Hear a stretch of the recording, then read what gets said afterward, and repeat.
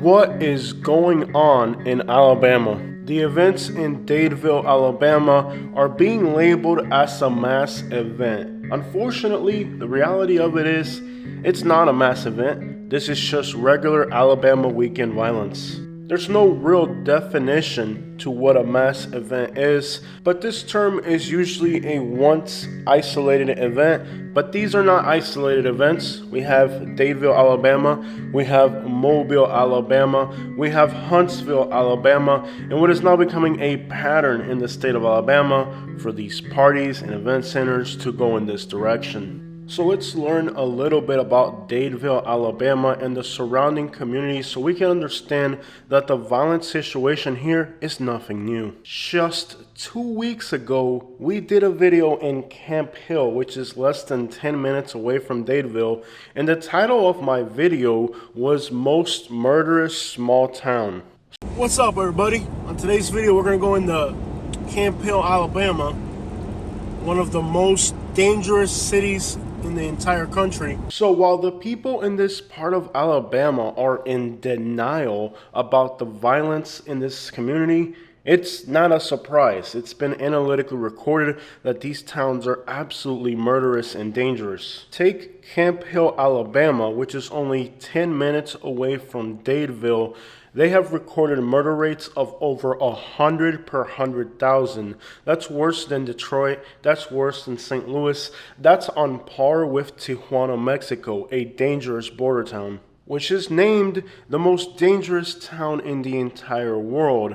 That means that the violence that you're seeing in small towns in Alabama is on par with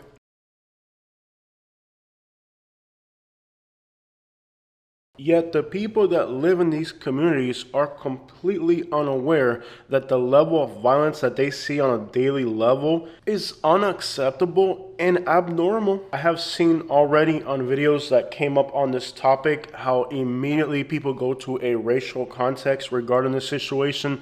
Let me make it very clear that on my channel, I'm not going to tolerate comments that are offensive. If you live in Dadeville, it doesn't matter what the demographic of the people involved in these situations are. You live in a small town. These are your neighbors, your workmates, your schoolmates. You have the same police officers. You have the same teachers, and you live in the same community as everybody involved here. It's Dadeville, Alabama. It's not the white people of Dadeville. It's not the black people of Dadeville. It's Dadeville, Alabama. You live within walking distance of each other. So I've worked in Dadeville in the past. I lived one county over in Elmore County, and I even interviewed a mayor of a city in Tallapoosa County. He did explain to me the many challenges that these communities are facing. Now, when the mayor of a town is being shot at in broad daylight, you have a problem. Now, there's two accounts to what happened with the mayor of Alabama,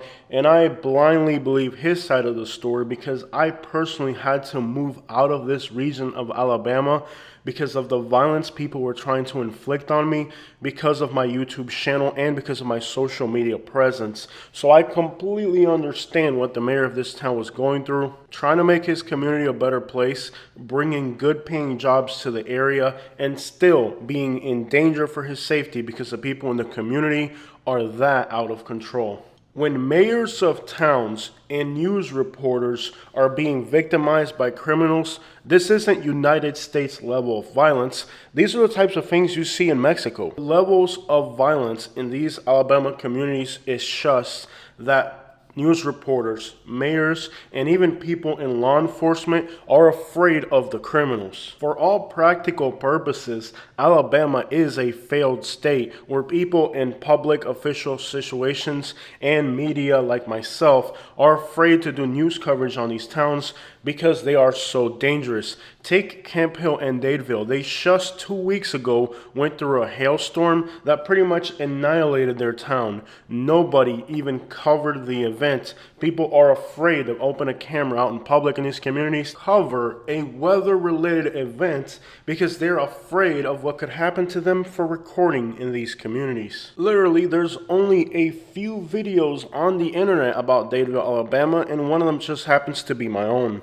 You would think that a town getting destroyed by a hailstorm would make the news. It didn't. because nobody goes to these places to even cover news because it's so dangerous to be seen in these communities recording. It doesn't matter if you're part of the press or you're part of law enforcement or you're a public official. People are genuinely afraid of these communities because there's so much violence here. And the worst part about it is they don't even see it. They're not even aware that they're living in a dangerous community, even though when we look at their crime analytics with murder rates of over 100 per 100,000, on par with the most dangerous cities in the world, if you ask somebody in this region of Alabama, they'll tell you it's a quiet and safe place to live. People killing each other? Oh, that's just normal. That happens all the time. These are the people that go to school with you. These are the people that you're going to run into at the grocery store. For all practical purposes, you are part of this community. And if this community is failing, it's not a segment of the community that's failing. It's you as a whole, because other communities don't have this problem. A huge deal with the violence in Alabama is that they're not looking at each other as a community. They're still trying to live under laws of segregation within their communities. The closest large city to Dadeville is Montgomery. Their murder rate was twice the murder rate of Chicago, Illinois. Not far from there, a larger city is Birmingham, Alabama. Their murder rate was 88 out of 100,000. That puts it higher than Detroit. And 4 times higher than Oakland, California, the most dangerous city on the West Coast. These levels of violence are endemic to this part of Alabama. Therefore, you cannot call this a mass shooting. You have to call it what it is: regular weekend violence. From the outskirts of Dadeville to the outskirts of Montgomery is less than an hour. Along the way, you're going to pass Lake Martin, where the wealthy people have homes overlooking a lake that has beaches. Along the way, you're going to find yourself in areas where the good old boy system is still in full effect. Crime analytics from this part of Alabama are mostly known by the fact that when a crime is committed, it doesn't matter what happened. You have to be known to somebody, you have to be related to somebody, and who you are matters more than what happened. If you're pressing a charge on somebody, and that somebody is related to a police officer or has some ties in law enforcement, chances are the police officer taking your case will straight up tell you, hey, I understand this happened to you, but I can't press charges against this particular family because it would be very detrimental to my safety. It doesn't matter if the person committing the crime already has a criminal history for doing these things. It doesn't matter if you have video evidence showing the crime. What matters is who is the person perpetrating the crime, and if they're related to a powerful family in the area, law enforcement will not take your police report. And vice versa. If one of these powerful people decides to send law enforcement, county officials, or any other type of problem your way, you're not going to be able to dodge it. The rule of law, as we understand it in most parts of the United States, does not exist in these rural parts of Alabama. This state is literally using funds that were granted for schools to create prisons and a water park in downtown Montgomery. I don't know about you, but I'm not taking my family to a water park in downtown Montgomery. There's so much violence in the city of Montgomery that the community cannot have public events. So what makes you think you're going to create a water park and put it in an area where most likely the outcome of that water park will be that as soon as it opens, something's going to happen and they're going to have to close it down?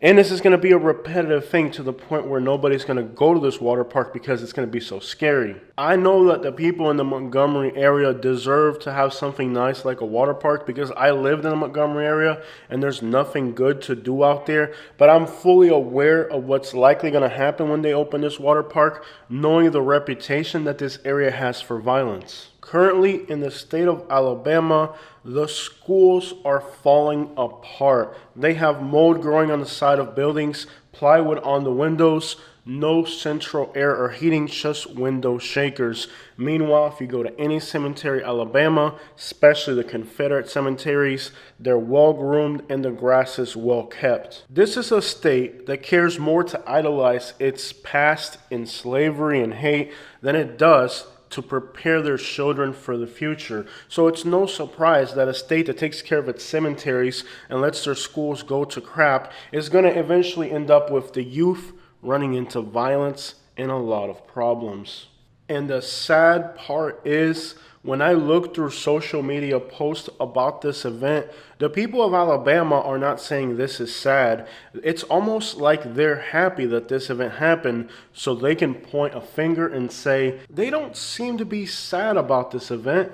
They're almost happy it took place to have an opportunity to have their racial hate views be on blast. However, what they fail to notice is that the people that they're marginalizing, the people that they're oppressing, live in their communities, go to their schools, their water parks, and their children are going to be in the same classroom, in the same water park, and probably one day in the same event center that gets shot up. You are reaping what you are sowing, Alabama. So if you saw the news report saying that these are quiet towns and these things would never happen here, that's all a bunch of lies. This area has been plagued with violence for a long time, and this is nothing new in this area. And even now that the whole entire country is watching this situation and aware that there's a problem in Alabama after back-to-back events just like this, they're still concerned with trying to save the sanity and the reputation of their small town.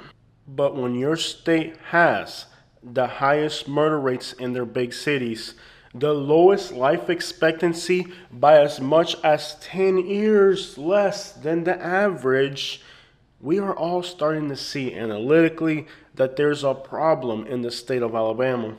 As long as you're taking better care of your cemeteries than you are of your schools, you're gonna have a problem. As long as when you look at your community and instead of seeing the town, the place, and all the people, you're fragmenting it down into race, you're gonna have a problem. The area's natural beauty cannot mask the ugliness of the situation being lived by the people of Alabama. The first step that you have to take is to recognize that your community is facing challenges. And if you don't even recognize or admit that you have a problem, how are you ever going to get around to fixing it? Take the day that we were in this small town. In the town square, there was police officers doing what was apparently a drug bust while a community event was being held. Part of the community was getting together and trying to do something productive. But right across the street, in Dadeville, Alabama, somebody was being arrested for what appeared to be contraband. But as long as prisons and cemeteries matter more to the people of Alabama than their schools, instead of creating doctors and lawyers for the future and people for their communities that can make a difference, well, they're pretty much grooming the future residents of Alabama either for the grave or for prison. And when you allow the criminals to run the good-intentioned people out of these communities, you're going to be left with criminals, and you're not going to have good-intentioned mayors. You're not going to have people to cover the press in your community. All those good-intentioned people have to eventually move somewhere else because their lives are put in peril while living in these communities. They're running out the good people so that the criminals can take control. If you live in Alabama, take a close look at the condition of the schools your children are going to. Then take a close look at the prisons and the cemeteries and try to understand in which direction this state is trying to groom your children to go towards.